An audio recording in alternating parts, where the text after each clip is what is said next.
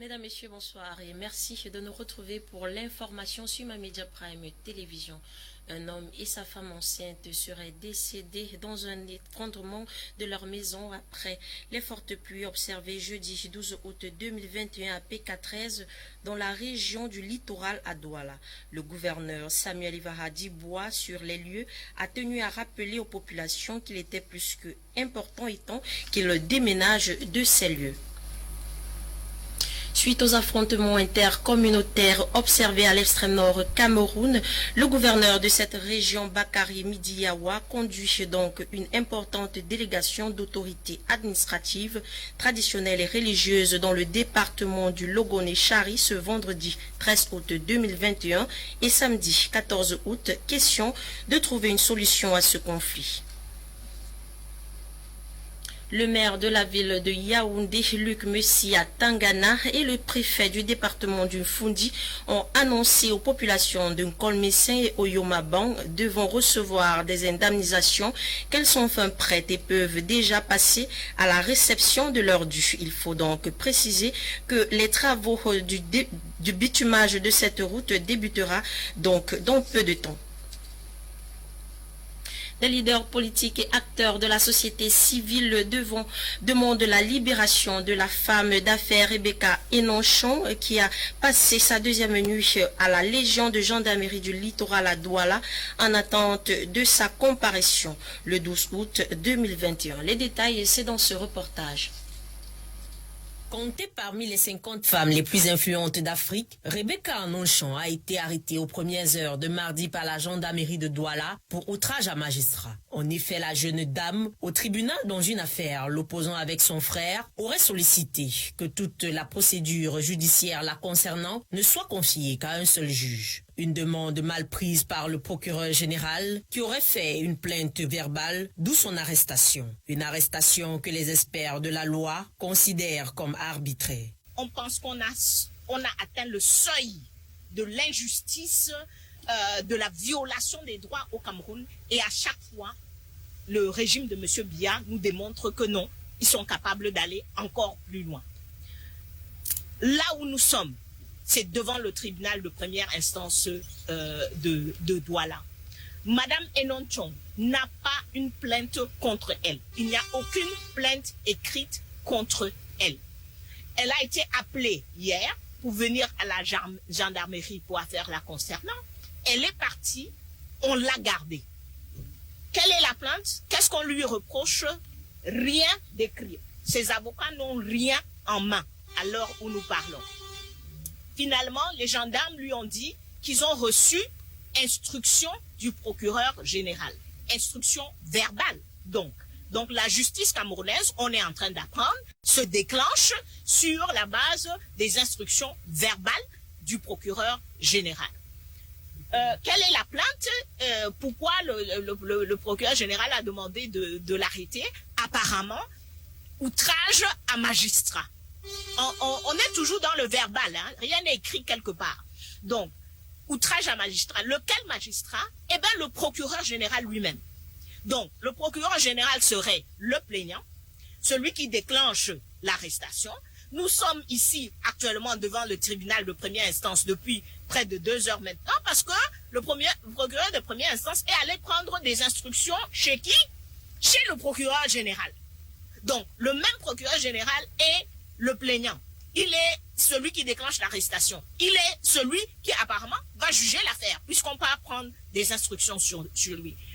Les avocats aussi ont fait leur requête pour dire que c'est une arrestation arbitraire parce que la fin de la garde à vue, elle a signé sa fin de la garde à vue au niveau de la Légion.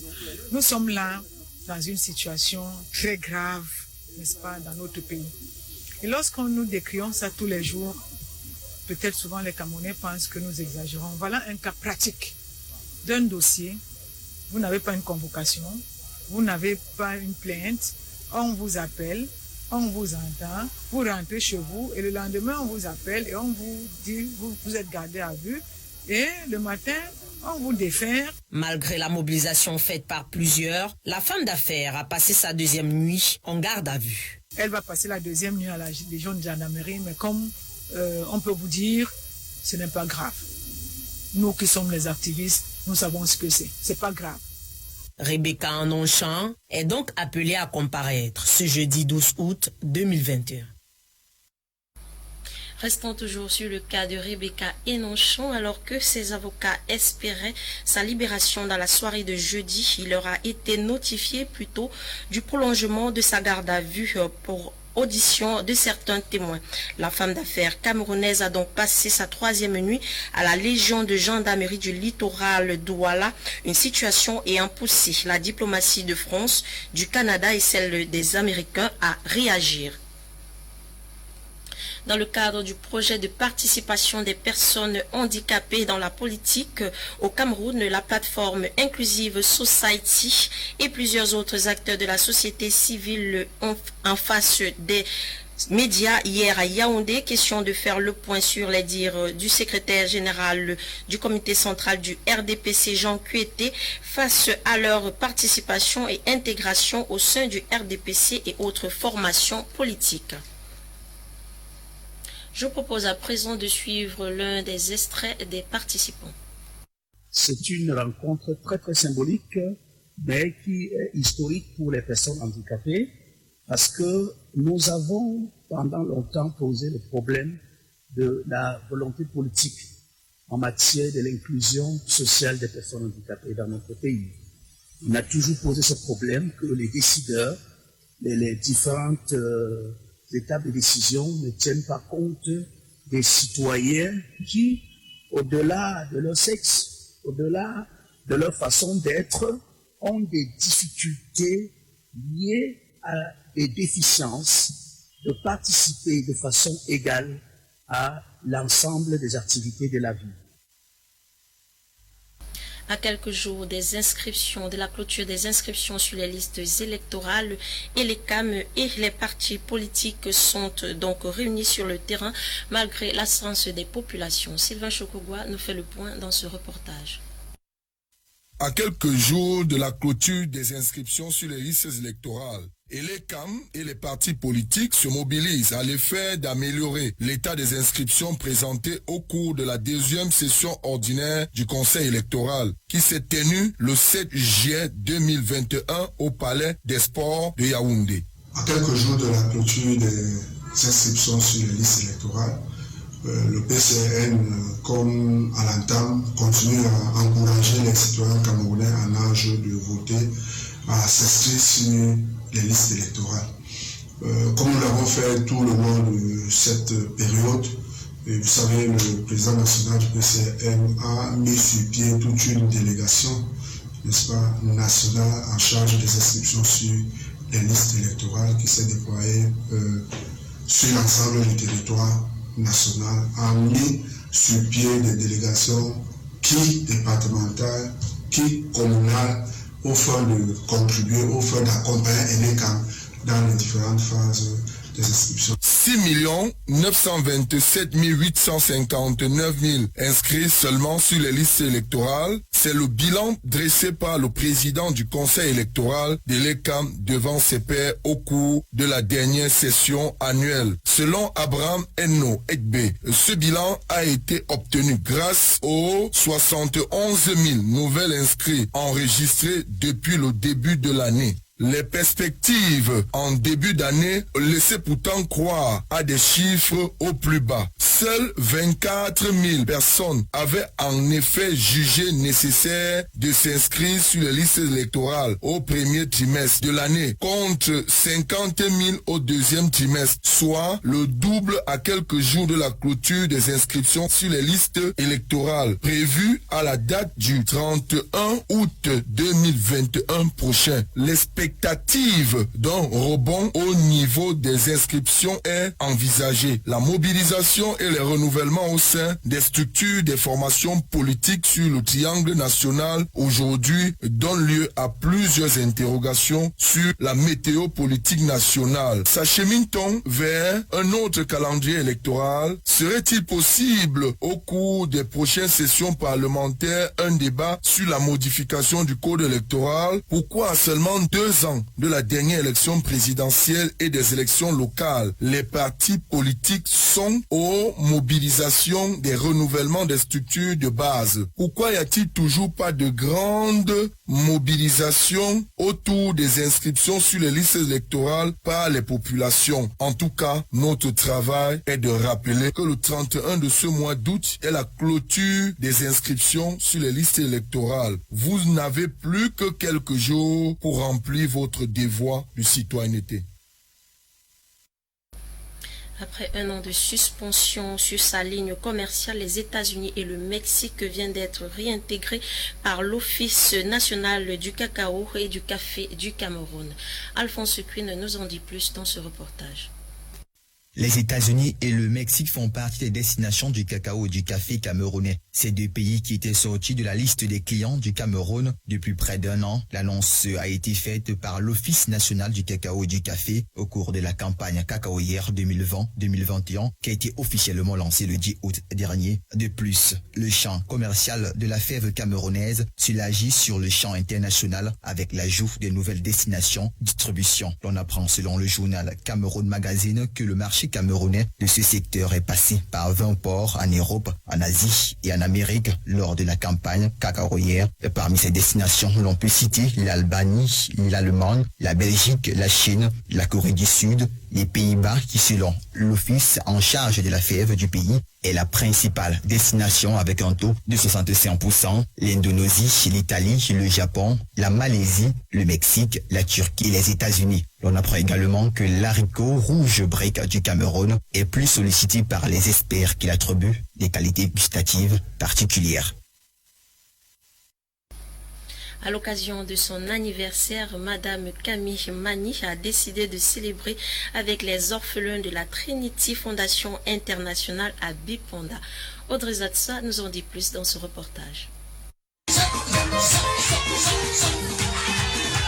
C'était un moment de pur bonheur, de joie et de partage à la Trinity Foundation International située au lieu-dit Bipanda rue des Pavés 121.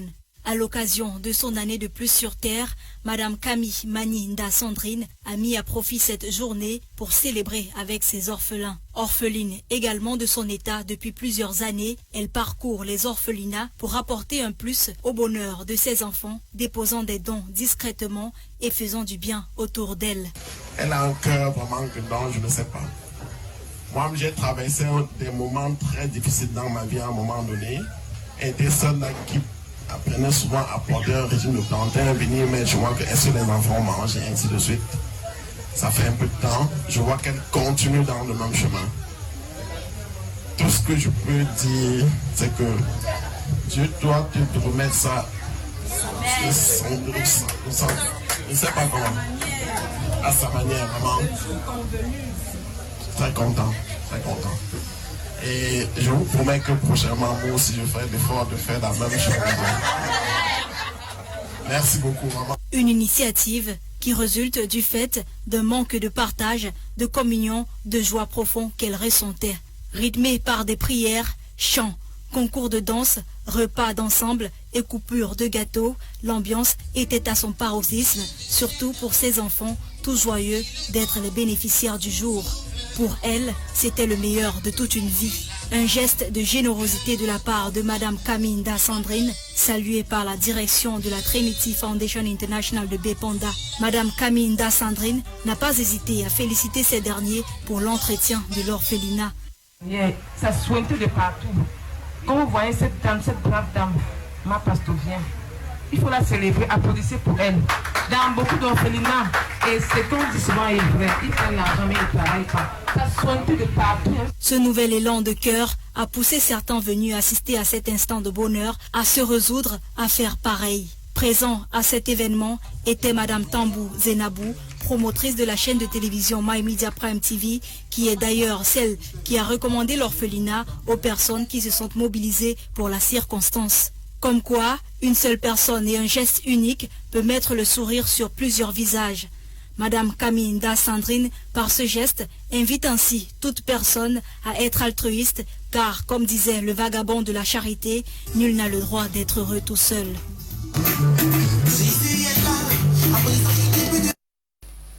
présent, hors de nos frontières, les incendies qui ravagent le nord de l'Algérie depuis le début de cette semaine et ayant coûté la vie de 41 civils et 28 militaires et mis près de 600 000 familles sans abri a poussé les populations à des actes de solidarité. Au Niger, les pluies observées dans la nuit du 11 août 2021 ont causé d'énormes dégâts dans le pays. On parle de plus de 4000 maisons effondrées et 52 morts. En Zambie, 16 candidats en course pour les présidentielles de 2021. Les Zambiens étaient devant les urnes depuis la matinée de jeudi jusqu'à 18 h. L'heure est donc actuellement au décompte des votes. Les tensions continuent de monter à Addis Abeba. Le gouvernement éthiopien dénonce une alliance entre deux groupes de rebelles dans le pays, ceci dans la nuit de jeudi 12 août 2021. En effet, les forces du Front de libération du Tigré et l'armée de libération Oromo ont officialisé leur union mercredi dernier. Clôturons cet exercice avec cette actualité sportive signée Quentin Etapé. Championnat Elite One, les rencontres de la 18e journée du groupe A se déroulent depuis 13 h dans différentes aires de jeu. Au stade municipal de Melon, Stade Renard joue contre Yafoot. Bamboutos de Bouddha fait face à Fovu sur les gazons verts de la commune de Bouddha. PWD de Bamenda reçoit Futur FC au Yon Sport Academy Complexe de Bamenda. Avion Academy contre Union de Douala à l'annexe numéro 1 de Japoma. Dragon de Yaoundé affronte Eding Sport de la Léquier au centre sportif académique de Mbankomo. Et puis d'autres rencontres de la poule B comptant pour la 16e journée auront lieu dimanche prochain, 15 août 2021. Au programme, Panthère Dundee s'opposera à Yossa au stade Omnisport de Bafoussam. Tonnerre Kalara Club s'affrontera avec Canon de Yaoundé dans la cuvette de Fondina. Colombe va se mesurer à APGS au centre technique de la FECA Foot. UMS de Loum se rivalisera à Astre à l'annexe numéro 1 de Japoma. Tandis que Coton Sport de Garoua va confronter New Star de Douala à domicile au stade annexe Rumdi Adja. Voilà ainsi les programmes des différentes confrontations d'Uni. L'on n'attend plus que les résultats. Que le meilleur gagne. Merci à tous de nous avoir suivis. Journal présenté par Gladys Bomotongina et produit par Ewani Elai. Restez connectés pour la suite des programmes sur MyMedia Prime Télévision, les yeux uniques de l'Afrique.